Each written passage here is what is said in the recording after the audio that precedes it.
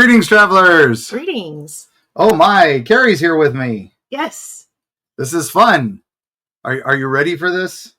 Well, we're back now. The whole point is we're talking about the thing we did before the next thing we do. Yes, it has been a crazy trip, and I realized I played the short theme song. People are going to freak out. What the heck, hun? I don't know. I'm not allowed to push buttons. This is supposed to be Bo's job, but for these mini-sodes, Bo is traveling and busy, and we're just lucky to have her for the ones we do get her for. So these are for me and my fans, right?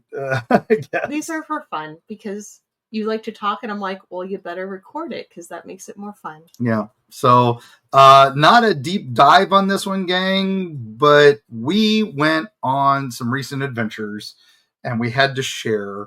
I think we talked about going out with Tampa J and Chris the Girl to Cades Cove. If not, you can find their videos on YouTube. Tampa J is a vlogger who's a good friend of ours, and his fiance, Chris the Girl, who is also an amazing vlogger. And they go to theme parks, attractions, conventions, and we've been taking them to spooky places for years. Well, they love spooky stuff too, which is, I think, part of why we're friends. Yes, we all get along very much.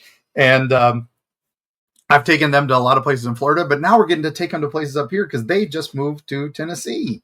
Yes. So not far from us, over the other side of the Smoky Mountains. So that's been a hoot taking them to fun places.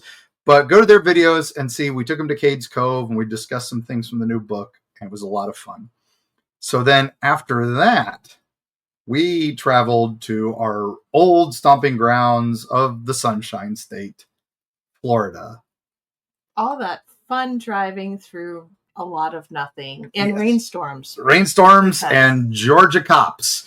Oh my gosh. They are every exit in Georgia and every small town in Georgia. Just remember that, gang. They're hiding in your trunk. They will come out and give you a ticket for doing 57 and a 55. And thankfully we saw them all and we're ready, but we don't speed. So. When you pass from North Carolina into Georgia, the construction begins and the speed limit goes way down. Yes, and they're ready for you to do that. So we were ready for them. So probably the eeriest thing we passed on the way. But we made it to visiting family and friends in Tampa Bay, which is always fun. I got to see both my kids at various times. You got to see your folks at various times. And special shout out to them for always hosting us and being so nice. But the reason we went... Love you guys. Was the Orlando Oddities and Curiosities exhibit. So, or whatever, Expo. It's all good. Yeah, one of those X words. It's the one by Prometheus Esoterica, who are amazing. It was a great shop in Winter Haven, and they are open all year except during this Expo because they're hosting this Expo. And they pack up like the whole shop and take it there too. To the Expo. And it's a huge event. It was at the Osceola Heritage Park, and that's a great exhibition hall in Orlando, Kissimmee area. We haven't been there before. I don't think we've ever done an event there. It was really nice. Yeah, nice. I guess Osceola Comic Con is there, and some other events. I saw some of their signs. Okay, looks like they have like horse shows and stuff too. Yeah, it's an equestrian center. It's really nice. We were in one of the big buildings, and what was funny is they had already sold out of exhibitor space and stuff by the time we realized we were going to be free this weekend. And so we were like, hey, we're going to be down there. And they're like, hey, we've got a extra room that we're putting some overlapping vendors in. So they threw us in that, which was, you had to go through the main room and see us on the way out. So I'd say like 80% of the people didn't even know we were there. Basically on the way to the taxidermy classroom. It's, you just have to remember to make a turn before you go out and check us out. Because the main room was like freaking huge. It was really awesome. Hundreds of vendors. And it was amazing collection of stuff, oddities and taxidermy and all that. And then where we were right next to a bird sanctuary exhibit, and there was a screech owl there, and he was adorable. I loved him so much. Yes, he was amazing. We'll try to put pictures up for him because he was adorable. Little cutie. I couldn't believe the whole day he was just looking around, seeing what's up. And every time I'd look at him, he would just make eye contact with me and stare at me like, I know what you're up to, and I will stop you. He had that furious rage that all little owls have, and it was adorable. But we were next to some amazing vendors, and man, we spent way too much money there. We always do. Well, Honestly, as much as I love like Comic Cons and horror cons, I'm really getting to love the oddities because everything is unique. There's like no licensed merchandise, no movie things, no like comic things. It's all unique things that people have made. And that's my jam. Except we did buy a license thing. I bought a wreath of the creature from the Black Lagoon. But it was handmade. Yeah, that was one of a kind. Yeah, it looked like it was made out of seaweed and all that. For our moss.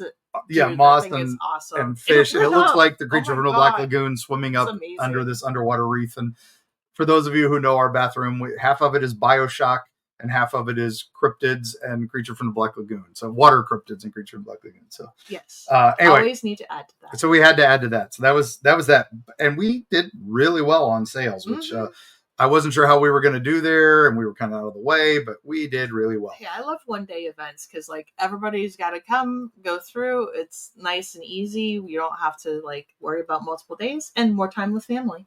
Yeah, it was great fun. Then we also spent some time at. We'll talk about the thing we did after that in a moment, okay. But we'll do that after the break. But we also went to a fun little restaurant called Cal Steakhouse. Which was it Cow Burger? It was called Cal Steakhouse. Yeah. I thought it was Cow Burger. I thought it was Cow Burger Steakhouse. I think is what it is, but it's just cow, big word cow, and it was just wild. It was a small little place, but it had. It was odd. While we were there, like, a music rave party. A DJ came on about halfway. We were there. It was a nice, quiet place, and then suddenly the DJ came out and suddenly started playing 80s.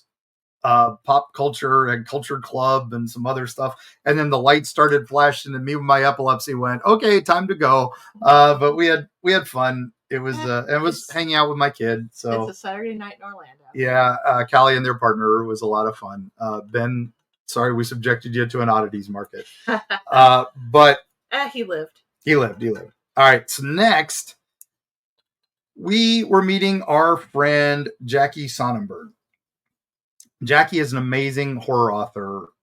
I love Jackie's work. Jackie had a booth at the Oddities too. Yes, and Jackie is known for cosplaying her characters and bringing them to life at these events. That's how she usually promotes her books, as she wanders around big conventions dressed as her character and handing out little flyers. You just met this character from this book. But she's like next level though. Like, oh my God, when she was doing the lamb, and she had a life-size lamb with blood dripping from its mouth that she just had following behind her. Oh my God, that was amazing. The Apocalypse Lamb from the amazing book, The Lamb Was Sure to Go. I have long said I have had this super crush on Jackie's writing. Not many people get horror the way she does. It takes a lot for me to say that, and she does. But we got to film a thing with her, and we'll talk about that right after the break.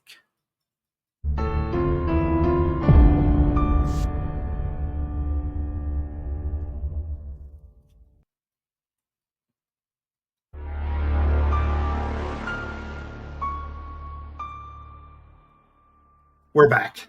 So after the Oddities Expo, we ran off to a place with Jackie to do some craziness. Yeah, Jackie and I had kind of planned this thing for a little bit. Jackie has a new book coming out called Macabre Village, and it's kind of hard to describe. It is like an old Ray Bradbury style tale of a kid who goes on an adventure because of a strange ad in a newspaper that leads her to this Macabre Village, which is a town that exists on the veil, the border of the veil between this world and another world, where weird stuff's happening and strange creatures keep coming through. And they're worried about the town is worried about a thing called the Night of Passing, where something, it's their world's equivalent of a late October event that we are familiar with in this world, which is Halloween.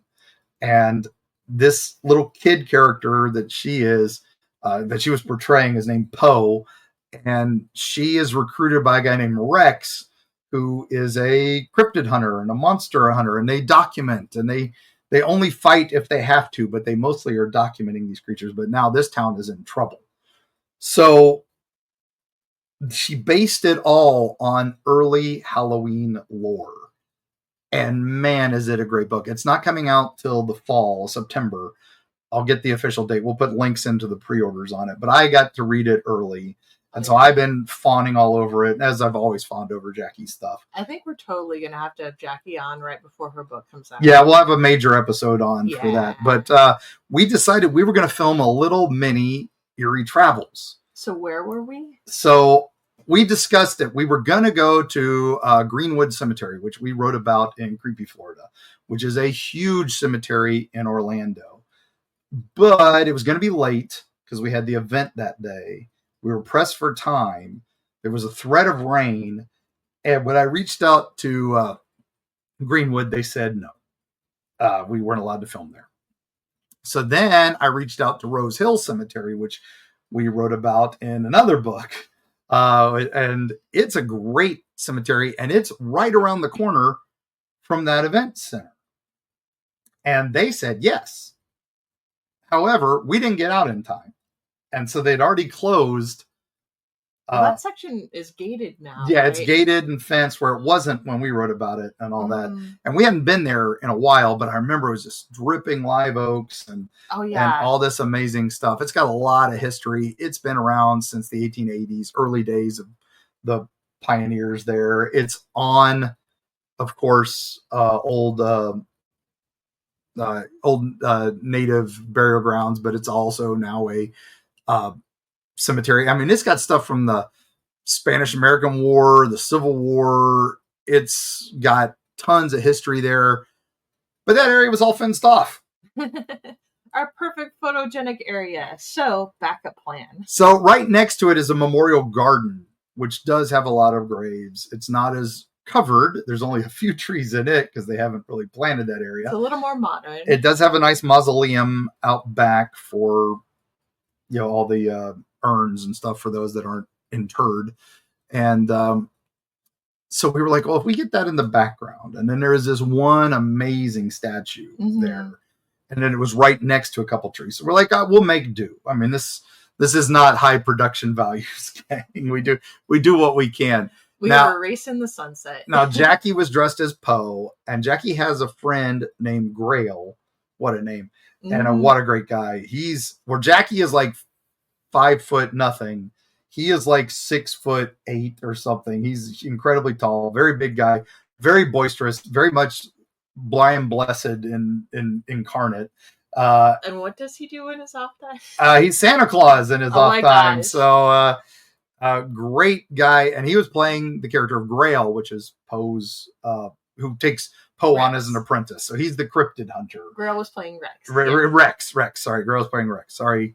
But anyway, they embodied those characters really well. Oh gosh, yes. And so we did a quick bit where I'm Mark Muncie, the Eerie Traveler host, somehow winds up in Mock Cobb Village right before the night of passing, and I got to interview them in character. And we're editing that now. It'll be up just before the book comes out. I can't wait to show you guys from it. It was so fun. We'll post a photo of that for the tag for this episode because it was great. I cannot wait. But we were in Rose Hill Cemetery, which supposedly has a ghost, but it was a lot of fun. We had great time with it. So I loved when it was starting to be dusk. They had a lot of those solar lights on all the graves. Kind of made it really ghost light cool looking. So yeah, that was really nice.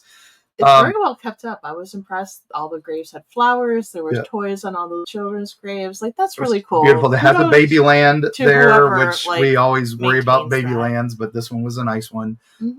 There's a couple spirits supposed to be there, but we didn't see them that night. It's just a very serene cemetery. I like it. And that area, the garden was really nice. So before we left, though, we hit a couple of our favorite bookstores. We went to Book Rescuers down in Clearwater, which is the best, for just finding used books by the dozens. Oh my gosh. And they have local authors too. That was in Clearwater. But then we also went to our good friends, Paperback Exchange up in Tarpon Springs, Newport Richie. And it's great fun. Lorraine there, we love y'all. That's just one of the greatest little stores. Totally gonna have to do a signing there when we get a chance. We're gonna have to do signings in both those places. That's true. Those are great fun. And then we went to visit my other daughter, Beth, into an amazing place. Now, Erica wasn't there, but this would totally be in Erica's East. This is a great place. Yeah, so this. Kura Sushi, was that the name of it? I think so. And it's in West Shore Plaza, which is in Tampa Bay. That mall. Tampa West Shore Mall. Mhm. I actually ran a GameStop there, or an EB Games there many, many years ago. That mall is not what it was. No, it's still holding up, though. It was pretty impressive. Better than some of them. But the Kura Sushi was one of those where it's got the little it's got the conveyor belt that brings you your plates. I've never actually eaten at a conveyor belt sushi before, and it was so cool. It was lots of fun. Our waiter was a robot named Kirby. Mm-hmm. She came out and delivered our drinks, and she rolled around and played a little music and everything. She was dodging the other, the physical waiters, like Blaze, who was our host. Blaze just came out, sat us, gave us the spiel on how to order things or how to pick up things off the tray. And then we put the discs in, the empty plates in, and it scores you. Yes, for the number of plates. And you win prizes. Little prize balls come out with little tchotchke stuff. You got a keychain of a sushi keychain of some sort. Beth got one too. Beth got one too. We don't want to admit to how many plates we went through because it was just so easy to grab one off the belt. Yeah, and they even score you. So if you get the app, it tracks how many you've done over and over. So that's scary to know. That was it was so modern about how it did everything. And little anime sushi was really good. I would consider that upper tier sushi. Yes. Your crab rolls are crab. They're not imitation crab. Yeah. It was really tasty. And on the little tablet, you could order specialty items that weren't on the revolver and on the conveyor belt, and they zipped right to you on this little express belt. That was kind of cool. Super cool. And little animations played for that too. So it was very Japanese. It was very amazing. We had a lot of fun. I recommend it. Maybe go in with a target number of plates and watch yourself. Otherwise, you will be spending a good bit of money. Yeah, it's like $4 a plate. You can get out of there at a decent amount if you don't go crazy. Yeah, if you only order a couple plates or 3 or 4 plates, which is the equivalent of a normal sushi place. It was really good. Some cute little desserts. That butter cake you got was so good. That was dangerous. So, but anyway, we had a lot of fun there. And I just want real last thing about West Shore Mall is when I was there, EB manager was one of the first places I learned that it had a Phantom of the Mall. What? It had a ghost story. No one really knew the history of it. I honestly haven't really looked into it, so I'm going to have to do a deep dive on that. But that mall was built on an old, of course, Tim McEwen burial grounds there. Everyone says, Native American burial grounds or Indian burial grounds. There are no such things as Indian burial grounds. There are Tim McEwen burial grounds or Cherokee burial grounds or Apache burial grounds. They're not Indian burial ground. I hate that. Well, we made it hard to figure these things out by getting rid of all the people the tribes that were there. That's true. So I guess it does work a little bit. But anyway, so there was that. But also pirate graves were there many, many years ago. So Tampa Bay loves their pirate history. So I'm going to have to look into it and see if it was real. But the ghost story was that we saw someone running through the mall. Security would freak out and then would just run into a wall and disappear. And so we don't know what was. It was just like a human form, and security would pick it up on their cameras occasionally. Ooh. So I'm going to have to look into it a little more. But that was the story back then. And I wasn't really into this back then. I was a dad working at his day job. And so this is before the Universal and the Hellview days. This is before Hellview. This is before anything. So I think the kids were just, Beth would maybe just been born. I think Callie was maybe on the way. So the stuff was still seeking you out. Yep. So anyway, that's it, gang. Thanks for joining us on this. So we got some travel locations. Go to Rose Hill Cemetery in Kissimmee. Go to the Osceola Heritage Expo and catch a show there. Definitely check out Prometheus Esoterica in Winter Haven. Totally worth your time. Check out the bookstores, Paperback Exchange in Newport Richey and Book Rescuers in Clearwater. You will not be disappointed by their collections. And to all those places we didn't get to and people we didn't get to see, sorry. And pre-order Mock Cobb Village from Jackie Sonnenberg. I'll put the link in the show notes. And that's at Four Horsemen Publications. Four Horsemen Publications, or you can get it wherever books are sold. So I think that's it. And we sold a bunch of Dark Side of the Smokies at our event. So for those of you who can't make it to the event, you can pre-order now to be out August 23rd, or go to eerietravels.com, find our event schedule, and find us. I'm still putting more up because we get some last minute ones. We get some last minute ones. And then also you can join our Patreon and get some fun stuff, get some prints, get some stickers, depending on your level, get early episodes when we remember to post them. You got to get those to me too. All right. That's part of this will be one of them. So thank you, gang, so much. And we will see you on the other side. You got it. You did it. I'm so proud of you. Everyone's awesome.